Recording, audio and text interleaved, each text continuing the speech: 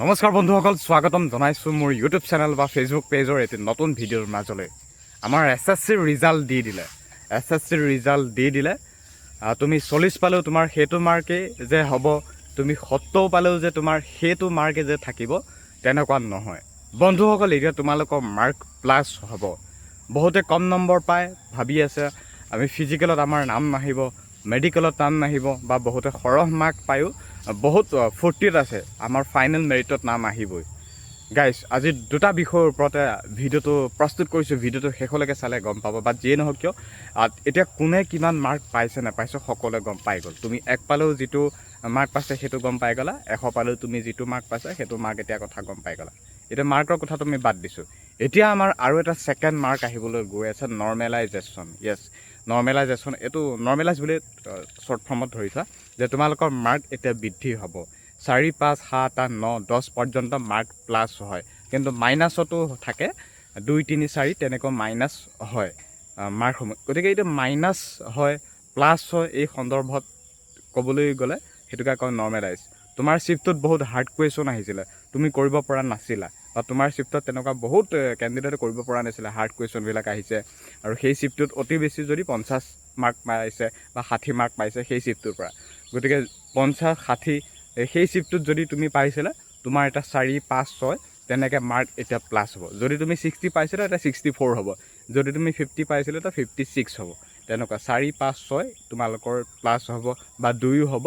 তোমাৰ যোনটো শ্বিফ্টত hard question আহিছিলে বা যোনটো শ্বিফ্টত ইজি কুৱেশ্যন আহিছিলে সেই শ্বিফ্টৰ পৰা কুৱেশ্যন মাইনাছ হ'ব। এইবাৰ ইজি বুলিবলৈ নাই, এইবাৰ টোটেলি এক্সাম পেটাৰ্ণ মানে নামতহে 160 মাৰ্ক, 1 ঘণ্টা 60 মিনিট, 80টা কুৱেশ্যন, এইকেইটা লাইনহে মিলি আছে।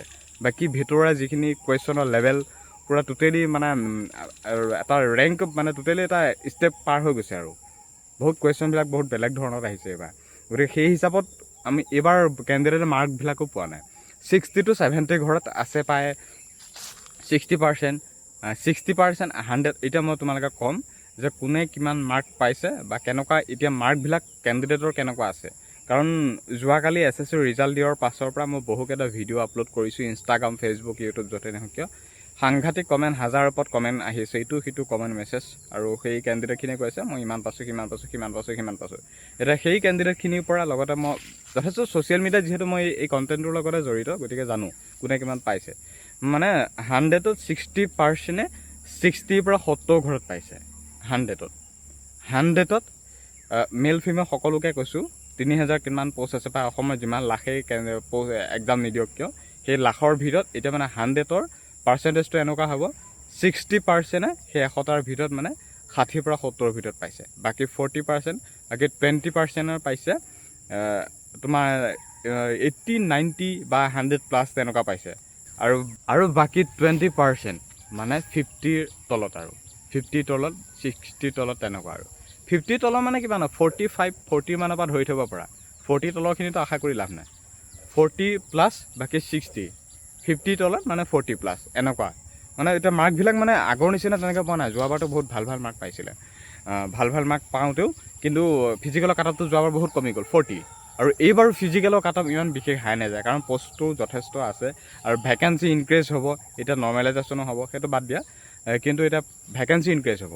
গতিকে এতিয়া আমাৰ ফিজিকেল হ'বলৈ গৈ আছে জুলাই লাষ্ট টু আগষ্ট।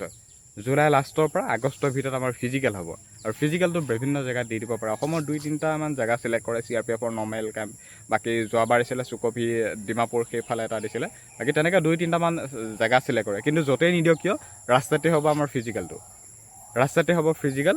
কাৰণ কিয় তোমালোকে গম পায় যে SSC মানে এনেকুৱা আমাৰ অসম পুলিচৰ গাণ্ডৰ নিচিনা মাটিত বা এনেকুৱা ফিল্ডত নদৌৰে, আমাৰ পুলিচ হিচাপৰ নিচিনা নহয়, ৰাস্তাত দৌৰে। সেইটো এনেকৈ আপ ডাউন মাৰিব, 1600 মিটাৰ হ'লেও, বাকী 5 কিলোমিটাৰ হ'লেও আপ ডাউন দিব। বাকী যদি গ্ৰাউণ্ড থাকিলেও তোমালোকক এনেকৈ দৌৰাই থাকিব, তেনেকুৱা আপ ডাউন মুঠতে ৰাস্তাতে। আৰু সেইবাবে আমাক জোতা লাগিব, জোতা পিন্ধি দৌৰিবই লাগিব।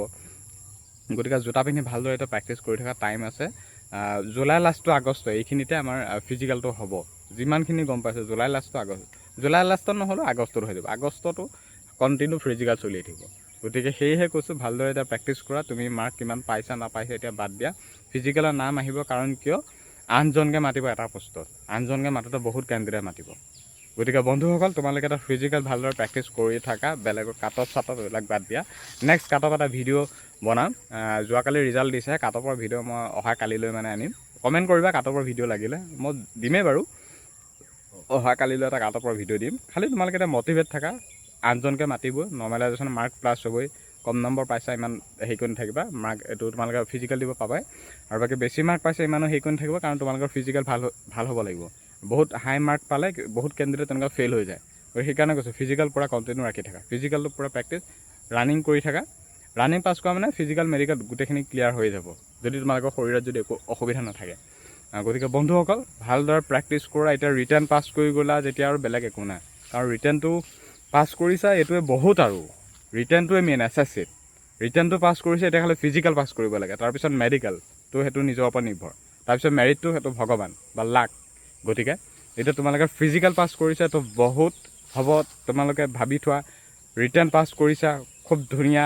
গতিকে বিশেষ একো নহয়, এতিয়া ভালদৰে প্ৰেক্টিছ কৰা। SSC কেণ্ডিডেটখিনি কৈছোঁ ফিজিকেল দিবলৈ বহুতৰে নাম আহিব। কাটপৰ কথা বাদ দিয়া, কাটপৰ নেক্সট এটা ভিডিঅ' আগবঢ়াম, কিন্তু বহুতে পাব কাটপত বহুতৰে নাম আহিব ফিজিকেলৰ। গতিকে সেয়েহে কৈছোঁ ভিডিঅ'টো শ্বেয়াৰ কৰা, সকলোৱে গম পাওক, আৰু এনেকুৱা ধৰণৰ আপডেটবোৰ যিমান পাৰোঁ সিমান দিবলৈ চেষ্টা কৰিম।